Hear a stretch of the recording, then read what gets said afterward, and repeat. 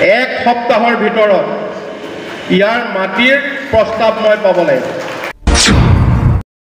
হয় তেওঁৰ প্ৰস্তাৱ যাব, নহয় মই তাৰ পৰা তেওঁৰ প্ৰস্তাৱ পঠাই দিম। অৰ্ডাৰ। তেওঁৰ প্ৰস্তাৱ যদি ডিচি অফিচ নাপায়, তেওঁৰ অৰ্ডাৰ মই ইয়ালৈ পঠাই দিম। মই চাৰ্কুল অফিচাৰক ৰিকুৱেষ্ট কৰা নাই, নিৰ্দেশ দিছোঁ এক সপ্তাহৰ ভিতৰত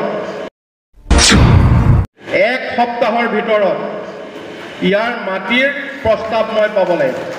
হয় তেওঁৰ প্ৰস্তাৱ যাব, নহয় মই তাৰ পৰা তেওঁৰ প্ৰস্তাৱ পঠাই দিম। অৰ্ডাৰ।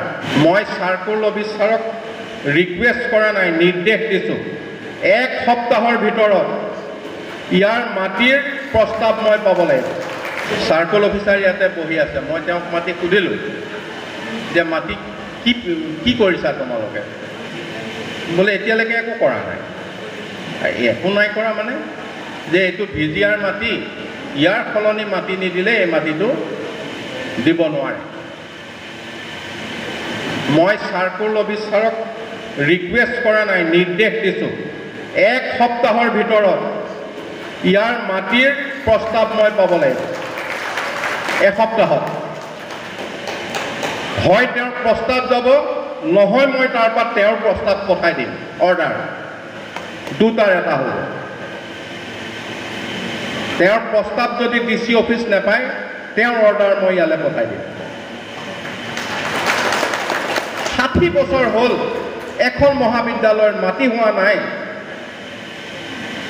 মই কৈ দিছোঁ বেলেগ জেগাত 100 বিঘা মাটি ভিজিআৰ কৰি দিয়ক আৰু 75 বিঘা মাটিৰ প্ৰস্তাৱ দিয়ক। আৰু এসপ্তাহত মোৰ ওচৰ নাপাব পাৰে, ডিচি অফিচ পাব লাগিব আৰু ডিচিৰ তাৰ পৰা মই এসপ্তাহত তাৰ পৰা লৈ ল'ম। ডিচিকো কৈ দিম এক সপ্তাহত তাৰ পৰা মোৰ তাত পৌঁছাব লাগিব।